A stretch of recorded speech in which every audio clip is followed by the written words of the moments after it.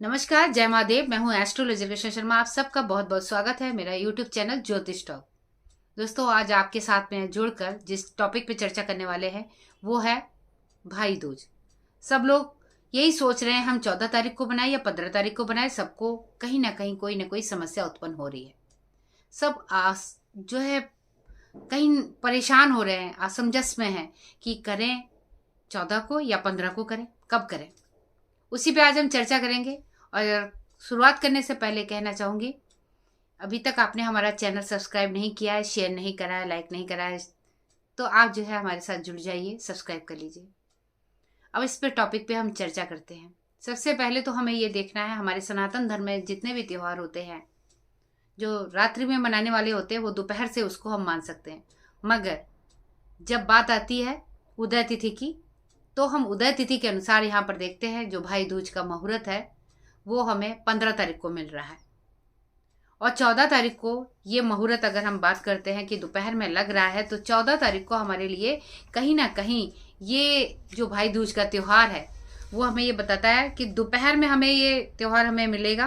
तो उसका दोपहर में कोई हमें फ़ायदा तो है नहीं, क्योंकि 2:37 तो कहीं 2 बजे पंचांग के अनुसार अलग अलग दिशाओं में अलग अलग जगह अलग अलग जो है तरीके से यहाँ पर जो है द्वितीया तिथि लग रही है। अब ऐसे में यहाँ पर हम ये कहेंगे कि हमें कब मनाना चाहिए। या तो हम चौघड़िया का मुहूर्त देखें कि चौघड़िया का अगर हमारा शुभ का मुहूर्त होगा तो उस समय हम जो है अपने भाई का मस्तक पे तिलक कर सकते हैं। क्योंकि कभी कभी क्या होता है, कई भाइयों को अपनी ड्यूटी पे, जॉब पे वापस जाना होता है, बाहर से आए हैं तो उनको लगता है कि हमें जल्दी से हो जाए तो फिर हम अपनी जगह वापस जाएं। तो कई लोगों के साथ में ऐसी अगर समस्या है तो मैं बता दूं, देखिए 14 तारीख को दोपहर में लग जाएगा। अब उसका जो है आप जैसे कि मैंने बताया आपको, कहीं 2:37 तो कहीं 2 बजे से लग रहा है, मगर 2 बजे वाला नहीं मानेंगे, हम 2:37 से मानेंगे। और 2:37 से ये लगेगा और इसके बाद दूसरे दिन 15 तारीख को 1:47 तक रहेगा। अब इसमें शुभ मुहूर्त की बात कर लेते कि हमें 14 तारीख को अगर शुभ मुहूर्त अगर मिल जाता है तो हम उस मुहूर्त में जो है कर सकते हैं भाई के तिलक। तो आप जो है शाम को 4 बजे से लेके 7:30 बजे तक का जो समय है उस दौरान भी आप कर सकते हैं 14 तारीख को। मगर उसी दिन जो है गोवर्धन पूजा भी हो रही है क्योंकि उदय तिथि से मानी गई है। तो आप जो है उस समय अगर ज्यादा जल्दबाजी है तो उस समय भी कर सकते हैं। अन्यथा जो है आपको दूसरे दिन आपको करना है 10:40 से लेके 12:02 तक का रहेगा। उससे पहले 8:08 से लेके 9:49 तक का एक समय रहेगा।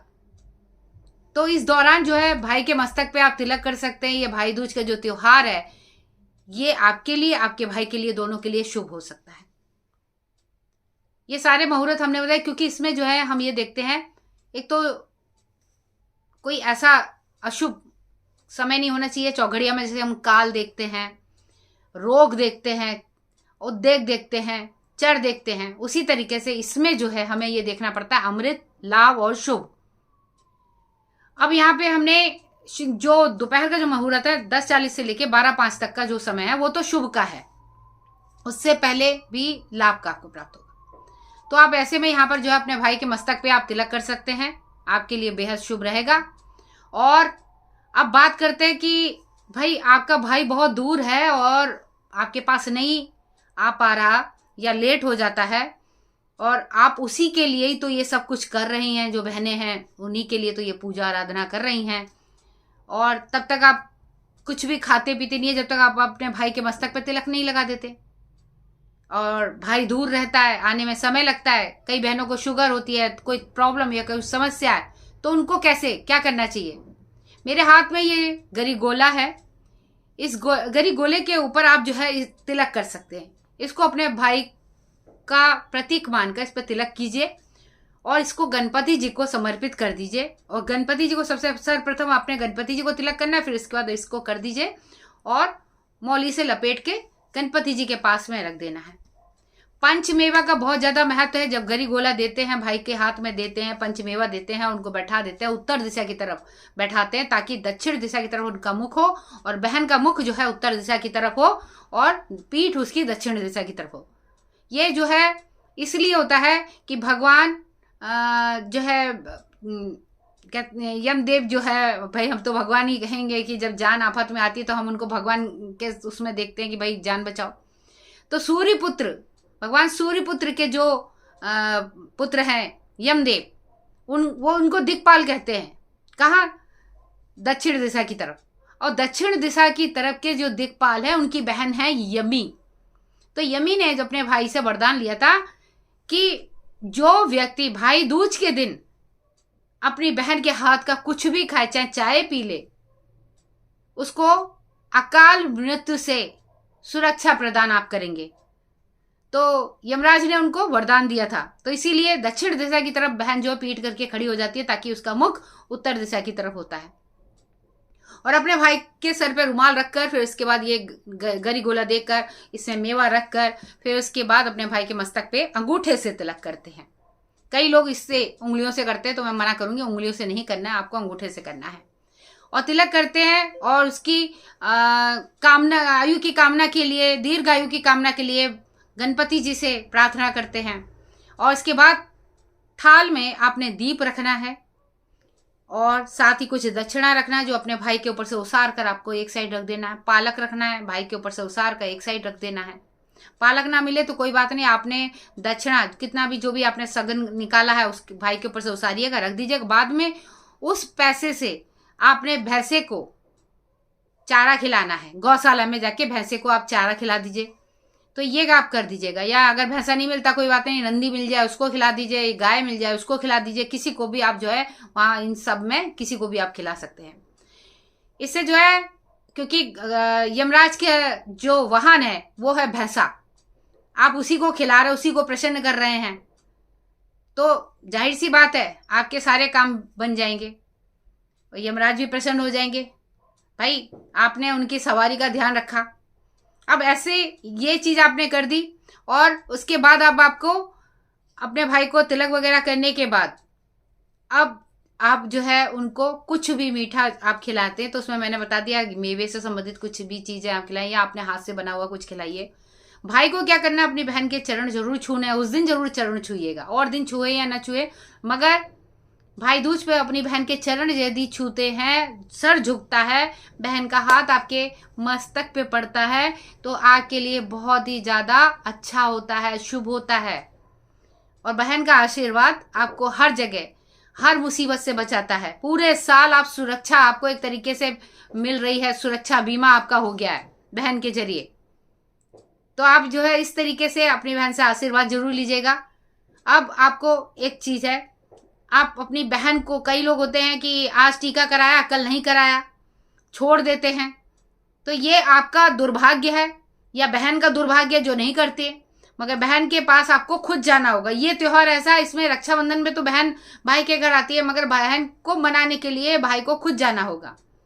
और उसके बाद आप तिलक जरूर कराइएगा, अन्यथा आपको शास्त्रों के अनुसार कहते हैं कि पता नहीं किस योनियों में जन्म लेना पड़ेगा। कई योनियों में ऐसे, तब जाके कहीं मनुष्य का जन्म प्राप्त होता है। बहन को अपशब्द नहीं कहने, बहन के बारे में कोई बुरा नहीं बोलना।